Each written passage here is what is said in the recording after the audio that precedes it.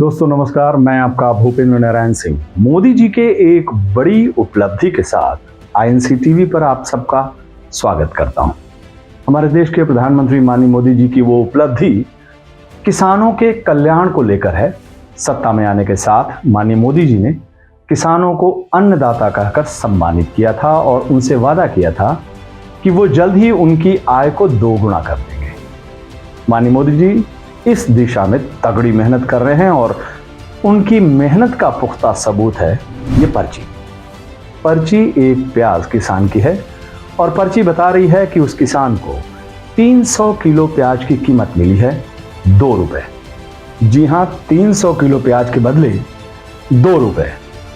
जोर से मोदी जी को थैंक यू बोलिए कि उन्होंने उस किसान को 2 रुपए की कमाई करा दी।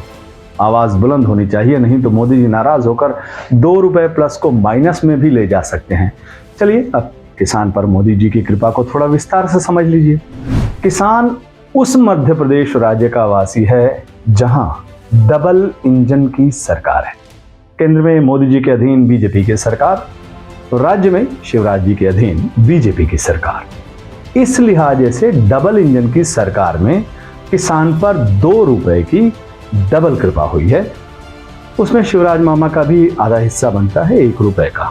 300 किलो प्याज के बदले अन्नदाता को 1 रुपया मोदी जी की तरफ से और 1 रुपया शिवराज जी की तरफ से।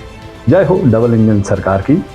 प्याज पर बीजेपी राज में डबल कृपा प्राप्त करने वाले किसान का नाम जयराम है और वो देवास जिले के भूदानी गांव का निवासी है।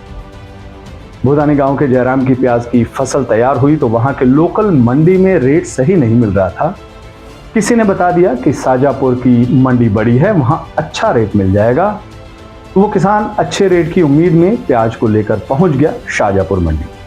वहां उसे 300 किलो प्याज की कुल कीमत मिली 330 रुपया। साथ ही प्याज ढुलाई और तुलाई का 328 रुपए का बिल।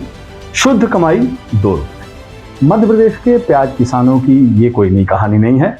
शिवराज मामा की सरकार में अक्सर ऐसी कहानियां सामने आती रहती हैं। कई बार आलू, प्याज, टमाटर पैदा करने वाले किसान कम कीमत की वजह से अपनी फसल को खेत में ही छोड़ देते हैं या फिर सड़क पर लाकर नष्ट कर देते हैं, लेकिन डबल इंजन सरकार पर कोई फर्क नहीं दिखता है। कुछ दिनों पहले धार जिले के एक किसान ने फसल की कम कीमत को लेकर राज्य के कृषि मंत्री कमल पटेल से गुहार लगाई थी। तो पता है मंत्री साहब का क्या जवाब था?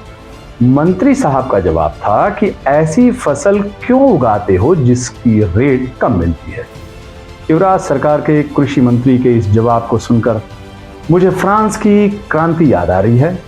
फ्रांस की क्रांति के समय रोटी की मांग करते हुए जब प्रदर्शनकारी राजा की महल के सामने से गुजरे तो फ्रांस की रानी मेरी ने कहा था कि अगर इन्हें रोटी नहीं मिल रही है तो फिर ये केक क्यों नहीं खा लेते।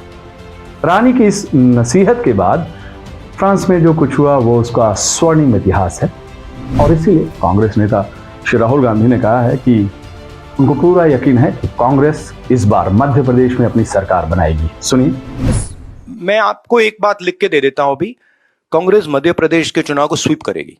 बीजेपी वहां दिखाई नहीं देगी। मैं आपको गारंटी करके, आप लिख लो और उस समय मुझे बता देना। मतलब अगर आप मुझे, कोई क्वेश्चन नहीं है कि वहां पे बीजेपी मतलब दिखाई नहीं देगी, क्योंकि वहां पे तो मैंने सोचा था कि महाराष्ट्र में, मतलब मैंने जो वहां कहा कि महाराष्ट्र में बहुत अच्छा रिस्पांस मिला। मध्य प्रदेश में तो टोटल अंडरकरंट था, मतलब तूफान आया हुआ है वहां पे। मध्य प्रदेश में हर व्यक्ति जानता है कि बीजेपी ने सरकार को चोरी करके पैसा देके बनाया है। तो पूरा प्रदेश गुस्से में है।